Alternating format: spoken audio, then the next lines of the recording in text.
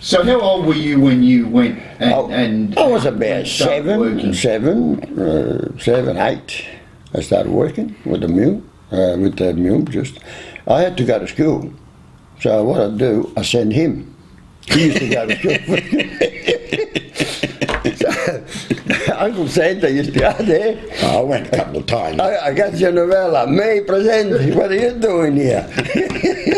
That is true. I come with my brother. So yeah, I couldn't go to school. Anyway, but tell him why I didn't go anymore. Because he said, the teacher said, well, now you've got to get the strap. I said, no, you wait till he comes. So when he heard the strap, he said, better not go in there. When I left there, I was 14.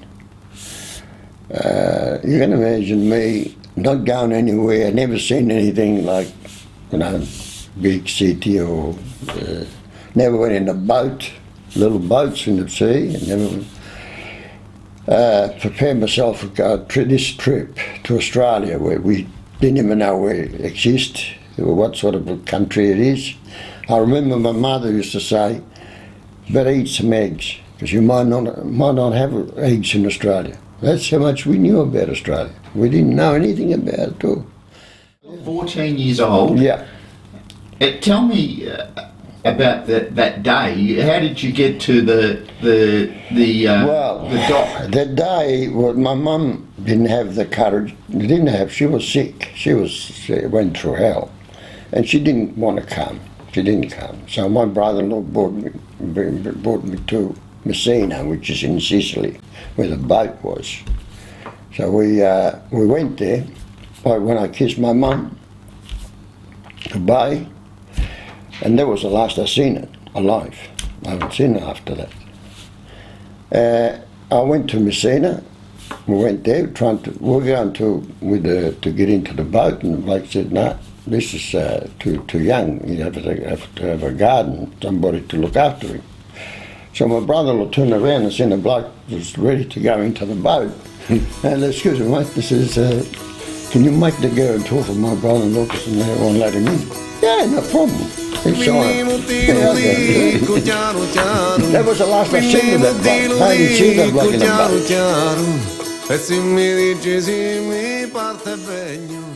boat. Walking in the street, they call you Dago, and all that sort of thing. But that was part of it, if you took it right, we didn't take it that hard, Yeah. So some people did, But if you took it hard, they'd say it more. I came a little bit younger and I didn't have that problem. No, you didn't have that problem. I didn't have that problem because I went to school. Yeah. And you played football. I played football. And you got a lot of friends.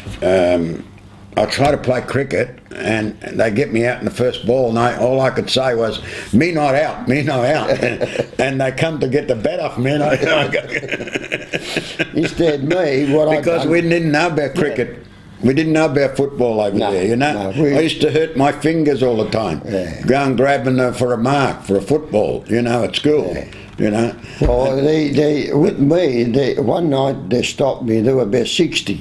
There were all these gangs. They were those days. That's how it was. But I was lucky enough to get out of it without having any fight at all. And I said to myself, I got to do something about this because this is not good. So I went and looked for a trainer to learn boxing, and this is where I started learning boxing. I was about 15, and I started from one bloke. And then I went to Yarraville, to Charlie Bird's, another one. I went that one, and then I got to know a lot of kids, a lot of other Australian boys, Italians and all. And there was no problem after that, We were friends, I had no problem after that. But I had to make it so that I can get into the community to try to get. And the only way I connect with them is through sport. That's the only people who want to come to Australia today and they just want to be by themselves. They'll never do anything. They'll never get anywhere. They'll all be out looking on the side. He said, we did try to integrate with the Australian people. We tried to make a life of our own. We came here, and because we had the opportunity to come here, we wanted to stay here and be respected as a citizen in Australia and be a strong citizen. Risuscita nostro Signore, consolata a tutti lui, risuscita nostro Signore, risuscita nostro Signore. All I could say for the first few months, yes, they probably call me a silly bastard. I still say yes, because that's all I knew. Then I started to sell papers. The Herald or some, after school I go and sell papers, and that sort of helped me a lot to learn. Yeah. I remember I used to go and do the shopping and meat and all that at the butcher's, and I learned to say 4/4 chops. 4/4 chops. That's all I could buy, 4/4 chops. There were six and shanks. Yes. And you used to get the shanks for nothing. For nothing, but the chops were 6 cents, 6 penny a pound.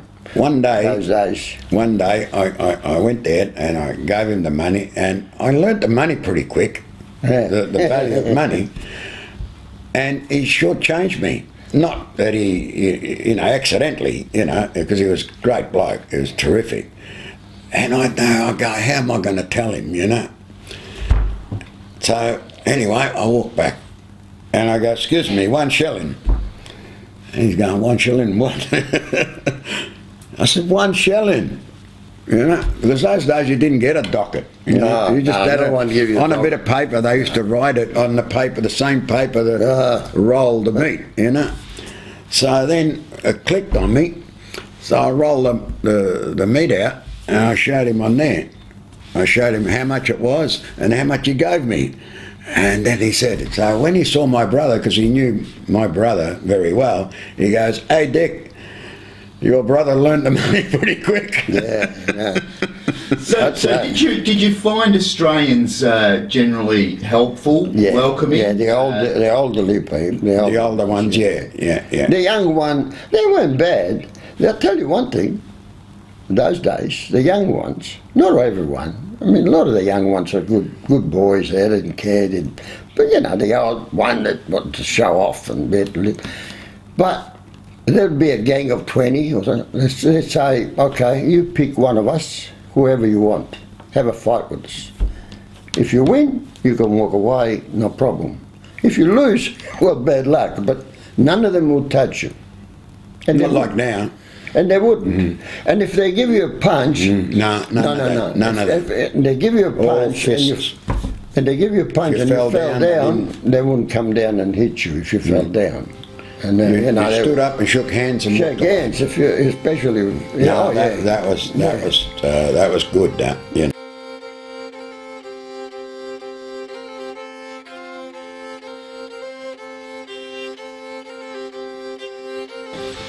Was coming to Australia the best thing that could happen to me? For you? Yeah.